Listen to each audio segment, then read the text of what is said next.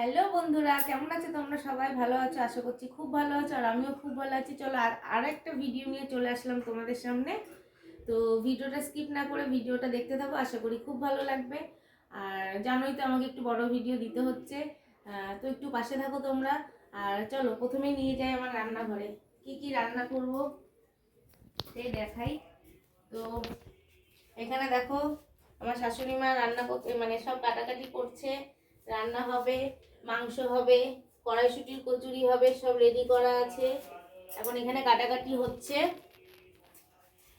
মাংসটা ধুয়ে রেডি করা আছে, এখন রান্না করব। তো সাথে থাকো, দেখতে থাকো, আশা করি ভালো লাগবে। তো বন্ধুরা, রান্না আমার চালু হয়ে গেছে। এদিকে বিট ডাল মানে আলু সব ফুলকপি সব দিয়ে একটা ভাজা করেছি, আর এদিকে মাংসর মশলা কষাচ্ছি, বসিয়েছি। তো আমি মাংসটাকে, সবাই তো মাংস রান্না করতেই পারে, আমি কিভাবে করেছি, প্রথমে সব কিছু ফোড়ন দিয়েছি, তেজপাতা, শুকনো লঙ্কা, গরম মশলা, দারচিনি, যা যা দেয় আর কি, সব ফোড়ন দিয়ে ক্যাপসিকামটা দিয়ে দিয়েছি। তারপরে কিছুটা পেঁয়াজও দিয়ে দিয়েছি, পেঁয়াজটাকে ভালো করে ভেজে নেব।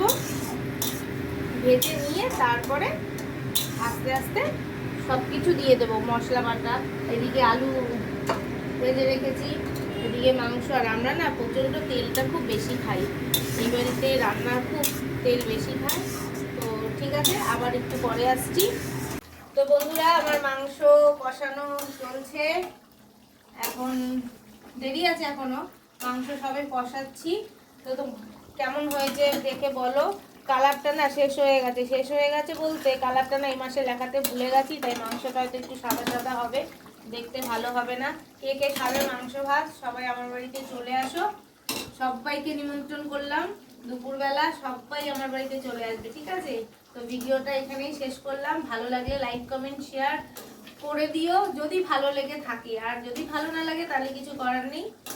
আর বেশি কিছু বললাম না, টাটা।